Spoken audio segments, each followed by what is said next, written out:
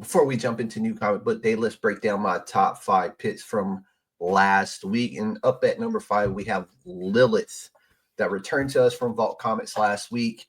This is, of course, written by Corin Howell, and I had picked up covers by Chris Shehan, Corin Howell, and Ashleigh Izienicki. And this made the top 5 simply for its amazing comeback that it had with some production issues. So welcome back to the recommendations, Vault Comics, and Lilith. Now, up next at number 4, we're going to Dark Horse, I believe. Yep, Dark Horse with Arcane Royale, issue number 1 by Cullen Bunn. Art was done by AC Zamudio and color by Bill Crabtree. And Josh Reed did the letters on this. This was a fantastic read and off to a fiery start that I'm excited to dive into this book some more when it hits shelves again. Now, coming in at number 3, we're going to Oni Press and EC Comics this week with Epitaphs from the Abyss, issue 10 by Jeff Jensen, Chris Cantwell, art by Kano and Peter Krause, and this is the Darick Robertson cover. I always enjoy Epitaphs from the Abyss. I think EC Comics and Oni Press are absolutely killing the game right now when it comes to these books. 3 Tales of Terror, guaranteed to leave your spine tingling.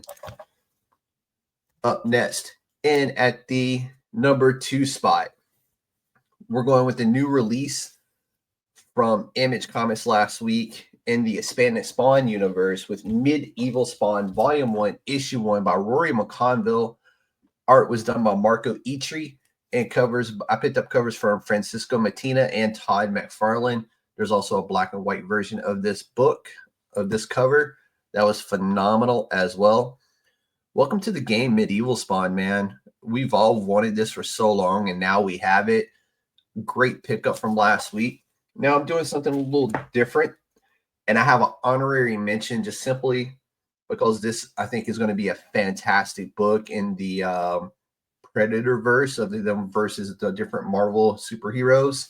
And this is going to be my honorary mention of this week. It's going to be Predator versus Spider-Man, issue number 1, written by Benjamin Percy, who's been killing it with this Predator series. And then we got art by Marco Ferreira, cover by Ryan Brown, inks by Jay Liston, and color by Frank D. Armada.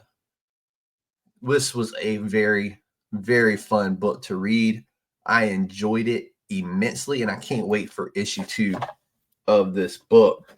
Now, finally, rounding it out this week, in the number 1 spot, I had to give it to Hornsby and Halo, issue number 6 by Peter J. Tomasi, art by John Calise and Peter Schneesberg, and the cover is by him as well, and John Calise also worked on this cover.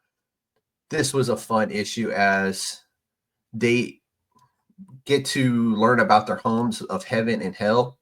Really, really enjoyed this a lot. Can't say enough good things about Ghost Machine and what they're doing over there.